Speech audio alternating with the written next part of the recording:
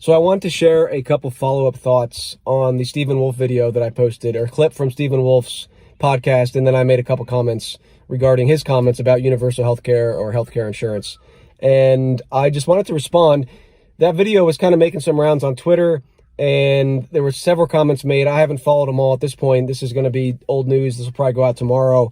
But there were some comments there, and one of the things that came up was that people said I was strawmanning Stephen Wolfe's position, which is a little puzzling to me.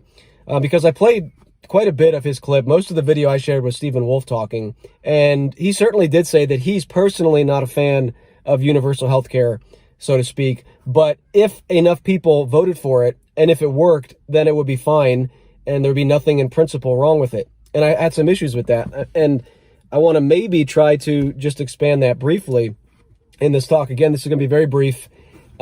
There's hours and hours of content specifically as it relates to Stephen Wolfe in his book at futureofchristendom.org. And I think we can have these conversations respectfully. I've been trying to have Stephen Wolfe to come on the Lancaster Patriot podcast for quite some time. I still welcome him, or anyone else really for that matter, that wants to discuss this.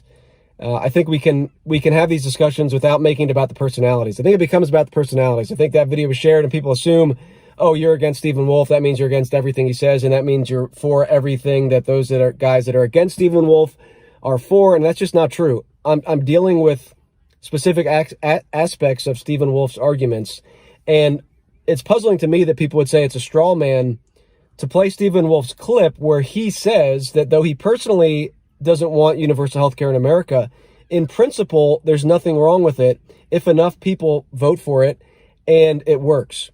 And that is what I had the critique with.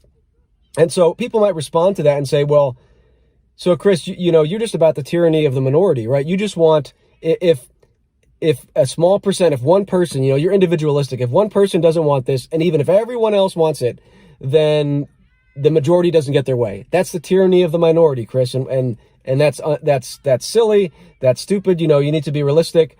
And, we can't have a minority dictating what happens for the majority.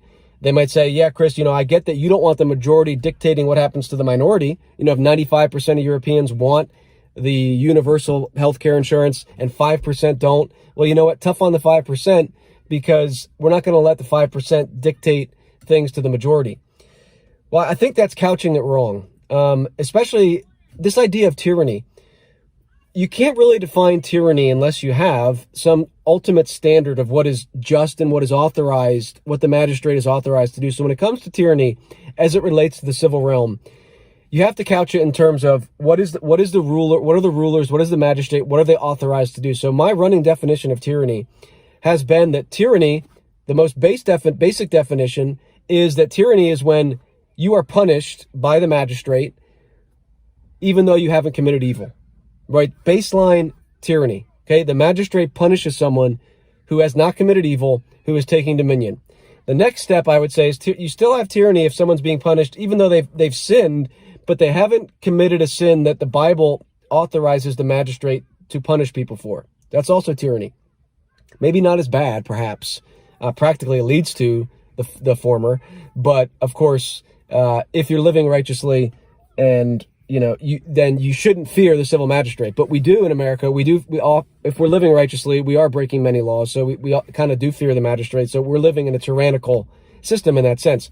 I'd also say it's tyranny if the magistrate basically steals from its people, says, well, we're going to force you to pay. The only time, and I can't get into this whole discussion here, I have a whole chapter on it in my book, 7 Status Sins regarding forced taxation, which came up. Anytime you start talking about this stuff, it always goes back to forced taxation.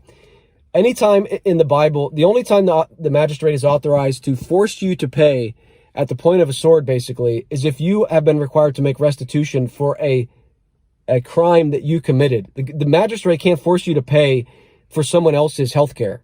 That's not a biblical claim. That is definitely a status claim. It's definitely a democratic idea that you can vote for people who can then decide what happens with the money that they forcefully take from you. This is not a biblical claim. And so that's why I'm opposed to it. Making sure people get health care is a problem that we can solve without violating God's law. And I could even step back and say there are certain biblical principles. Let's just even talk biblical principles, that there are biblical principles we shouldn't violate as we go about solving the problem of healthcare. One of those would be that you should not have money taken from you if you have not been convicted of a crime and required to make restitution. So it's already a non-starter if we're following even the biblical principle that, and I could make that case. And I think, people, I guess I'd love to have that debate with anyone who wants to say, no, the magistrate is authorized to take any amount of money from you as long as they can make an argument that this is for the common good. I'd love to have that debate. But I submit the Bible does not authorize the magistrate to do that. So that's a principle that I can't abandon that principle when I go to try to solve the healthcare problem or when I go to try to solve an education problem.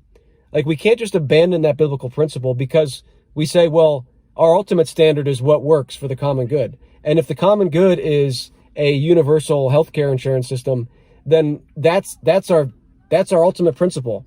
And I reject that. And that is my concern with Stephen Wolfe's position. And so I would think, people, it seems to me they don't understand what Stephen Wolfe, his argument in his book, The Case for Christian Nationalism, which I've read carefully, and his content as well online, that his position is, look, we have a ton of leeway here. And if the experts, and he argues in his books that, the magistrates, they know this stuff, they understand this stuff. You and I can't. It's really hard for you and I to understand the civil realm. So we got to trust the experts.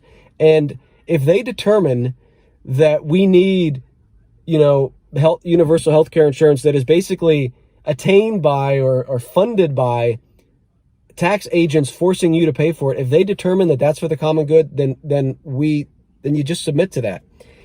I don't want the tyranny of the minority. I don't want the tyranny of the majority. See, I can define tyranny. We can define tyranny from the Bible, given the definitions I've given. And so tyranny is not defined by whether or not it's 99% of the people against one or 1 against 99. My position is not that, well, you can't have the majority dictating what happens to the minority. No, because if the majority says, hey, murderers are going to be executed, it doesn't matter what the minority thinks because that's the righteous thing. So in principle, it's right for the majority to force that upon the minority. It's right for the murderer to be executed, even though he doesn't want it, because that is righteous and just according to biblical law, or if I give a softer phrase, biblical principles, right? For those people that don't like the L word, right? That is consistent with the Bible that the murderer should be executed. So the ultimate question becomes, who are we using force righteously or not? Because in the end, it's always about force, right? The magistrate bears the sword. Are we going to use force righteously or not? And I just submit there are principles that we can't violate, no matter how much we think violating them will serve the common good. And I'm not saying Stephen Wolfe would say, that he's violating a principle. I think he doesn't see these principles in the Bible. I think he either sees them and rejects them or doesn't see them. I don't know. I'm not trying to do a straw man here. I mean, I'd love to have this discussion with him. In his book, it's kind of ambiguous. At some points, he seems to suggest there are some principles that you can't violate. And at other points, it seems to see practically that, well, if the magistrate can make the argument that this is for the common good, then they can do it. And it certainly doesn't seem like he has a problem with forced taxation and the government taking your wealth from you in order to redistribute it to other people, which again, to me, I have a hard time at least seeing that as not at least some sort of socialistic aspect. It reminds me of Charlie Kirk. I think Luke Saint shared this clip with me a while ago that Charlie Kirk was at some event. And this is the big conservative Charlie Kirk, all about, all opposing socialism and Marxism. And someone challenged Charlie and said, yeah, but you support government schools, which are basically one of the most socialistic practices you could have. And I think Charlie Kirk, instead of really dealing with it, just kind of dismissed it or got defensive. And instead of owning that and saying, you know what, you're right, I do hold to that the government should be able to take your money against your will and then redistribute that wealth in order to educate the children. Like, just own it. And that's why I'm puzzled that people would say I'm strawmanning Stephen Wolfe, or you're against. Like, no, this is his position. Let's interact with it. Stephen Wolfe, he can handle a critique of his position. I just think it's strange, though, to try to defend him by saying that his position is not his position. Like, obviously he's supportive. I don't think anybody thinks Stephen Wolfe was talking about voluntary. Or if it was voluntary, I don't think anybody has a problem with it. If 99% or 5% of the people of a nation say, hey, we want to voluntarily contribute to this health insurance thing, and we will be the ones that pay into it and benefit from it, fine. Like, that's not what this is about. This is about being the majority. Doesn't matter if it's the majority or minority, whoever, saying that, hey, you guys, we're going to take your money from you even though you don't want us to. So I think it's kind of puzzling that Stephen Wolfe, people would say, well, it's a straw man of his position. Anyway, that's his position, and he can own it, he can defend it, and I have a concern with it, but I'm not straw manning his position. So I don't want the tyranny of minority or majority, but tyranny must be defined biblically, and it must be based on tyranny can only be defined if there's a standard that the magistrate can't go beyond. And my concern with the standard of the common good is that it becomes very ambiguous, and it becomes like silly putty. Moreover, with Stephen Wolfe's argumentation, it becomes something that the cult of the experts, the magistrates, determine.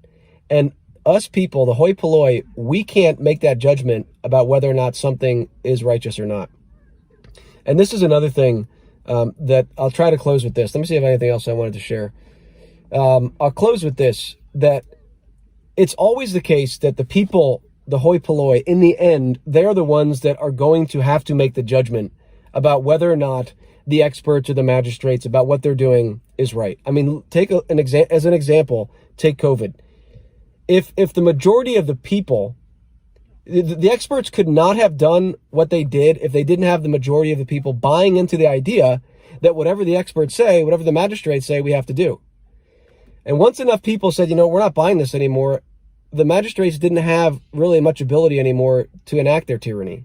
And so it always comes back to the people. That's why I try to focus on kind of the grassroots. If the people are willing to study biblical law and understand justice, if we have enough people that do that, it doesn't ultimately matter what the magistrate says. If the magistrate is promoting injustice, they won't get very far if enough people oppose it. Because in the end, you have to have force, and the magistrate has to be confident that he can use violence against the people to enforce his way. And if enough people say, well, we're not going to enforce that, and in fact, we'll defend ourselves from you making us enforce it, then tyranny can't happen. You might have conflict, but that's just the way of the world. So I don't want tyranny of the minority. I don't want tyranny of the majority. I want justice according to God's law. And if we are going to critique any sort of policy or plan, we have to do it from the foundation of God's law is the standard of justice. All right. Anything else I want to add from this? Let me see. Yeah, we talked about trusting the experts. Yeah. So in the end, I'd say this. If Stephen Wolfe is correct, that the civil magistrate's job is not to just punish the evildoers, and someone said, well, their also job is to reward those who do good. Look that up, because I'm pretty sure the meaning there is praise or honor those who do good. The magistrate is not to reward me for doing good. I don't need a reward or a subsidy. Their praise, their honor, like when Job spoke, and if Job vindicated you, I mean, that was meaningful. You didn't need a handout from Job or the magistrate. The magistrate is to praise those who do good, punish those who do evil. But if Stephen Wolfe was right that the magistrate's job fundamentally is actually something different, that fundamentally his job is to reconcile diverse interests of the people and to kind of basically be a central planner, then it does follow that he can basically use his judgment and say, if I think this is for the common good, I can do it, and I can take your money to make it happen. So anyway, I'd love to hear your comments. I can't read them all, but and if anyone wants to come on the Lancaster Patriot podcast and discuss this, you're welcome to. So thanks for listening. Thanks for sharing. Keep thinking about this and keep considering what is the standard we will use when we go to solve the myriad of problems that exist in our world. All right. Take care.